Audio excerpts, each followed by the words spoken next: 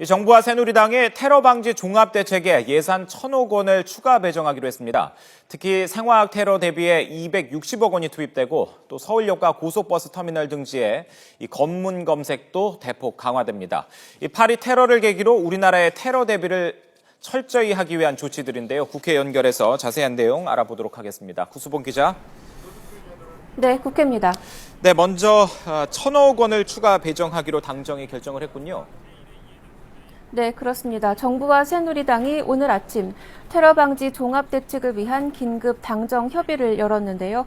이 자리에서 테러 방지 종합대책을 위해 새해 예산안에 1,000억 원을 추가 배정하기로 했습니다.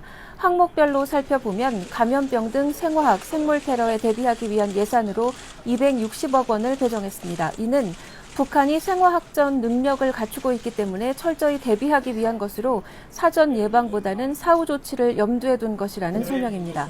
이와 궤를 같이 하는 조치로 화학테러 대비 장비 확충에도 25억 원이 배정됐습니다.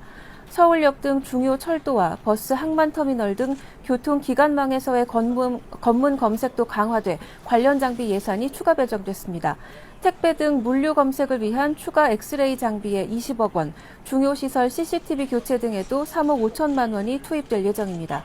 또 외국인과 해외 동포가 입국할 때 지문 정보를 의무적으로 제공하도록 하는 방안도 추진하기로 했습니다.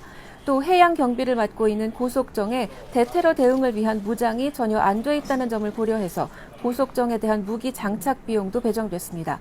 당정은 이와 함께 테러 방지 법안을 이번 정기국회에서 통과시키기 위해 공조를 한층 긴밀히 하기로 했습니다.